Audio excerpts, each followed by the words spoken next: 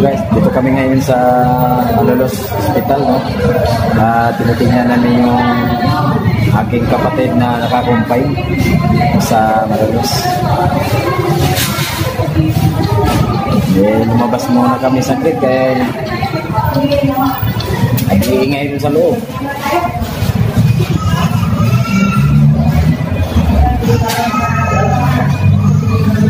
So ngayon pupuntahan namin. Yan na, konti pupuntahan namin. Delikado na nun.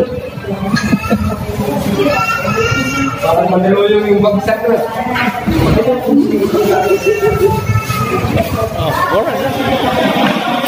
Di bawal yung video rin. Bawal video rin. Yan lang. Di reporter ang kukuran.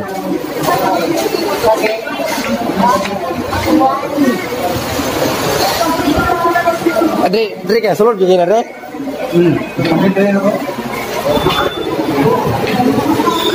Kan mo tahu, may tahu ni na.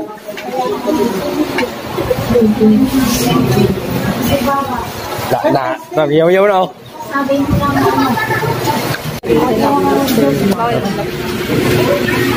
Ate, mami. Ano mo? Ang Diyos ako.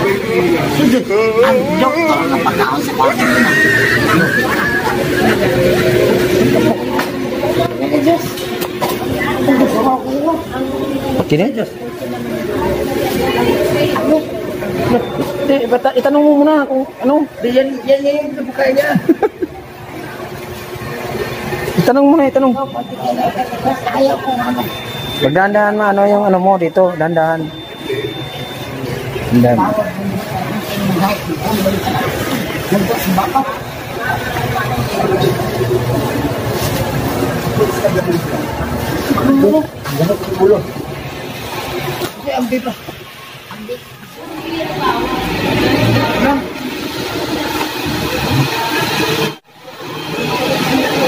Oh, kaway, dali.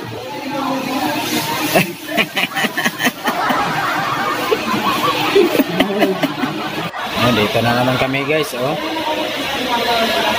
Dalaw na naman kami uli. Oh. Kawayin natin, pisintin natin. Kaway, kaway. Kaway, dali. Kaway.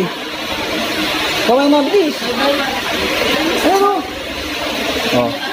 Ayaw na kumaway, kanina kumaway.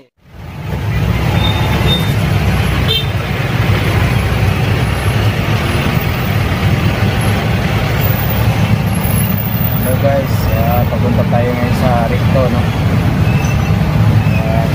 Mayroon tayong bibilin sa Recto.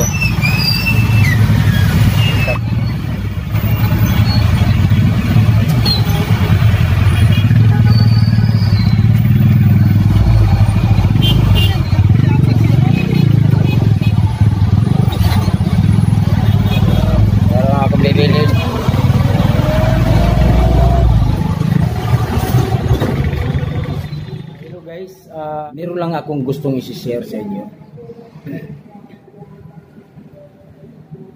tungkol sa isang katanungan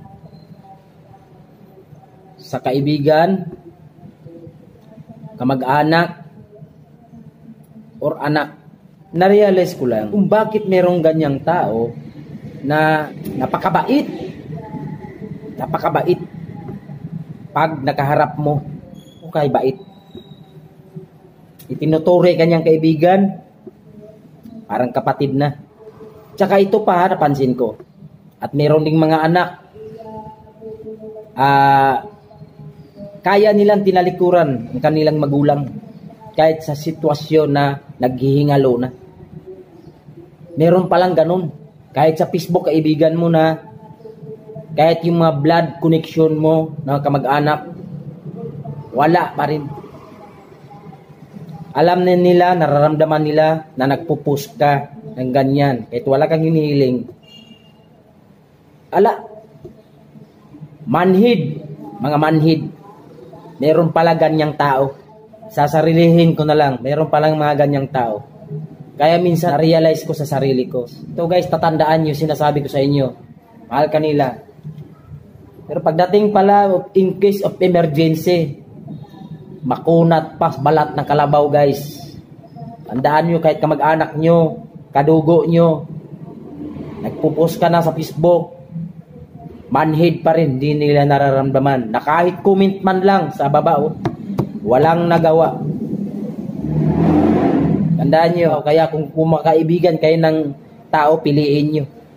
Meron ganyan na tao, kaibigan nyo. Hanggang kaibigan lang, pero pagdating ng emergency, wala, tae ka. Tatalikuran ka. Tandaan nyo yan, guys. Magiging aral sa inyo yan. Wala akong pinatamaan na tao dito, pero ramdam ko. Tandaan nyo yan, guys, para magiging alerto din kayo sa bawat kaibigan ninyo tao. Pero ito pa, guys, isa pa, meron pa akong napansin. Mas mabuti pa ang dayuhan. Tingnan nyo, guys. Hindi siya Pilipino, guys. Pero hindi ko siya nakaharap kahit sa ang mga okasyon, guys. Hindi ko pa nakakaharap yan. Pero siya mismo ang buhay na mano ng tulong. Siya ang unang nagpaabot. Hindi yan Pilipino, guys. Hindi yan Pilipino na tao. Pero yan, may malasakit sa akin. Hindi ko siya kadugo, taga ibang bansa yan. Kita nyo naman. Etong mga Pilipino, mga kadikit nating kaibigan, wala. Yeah. Alam na this.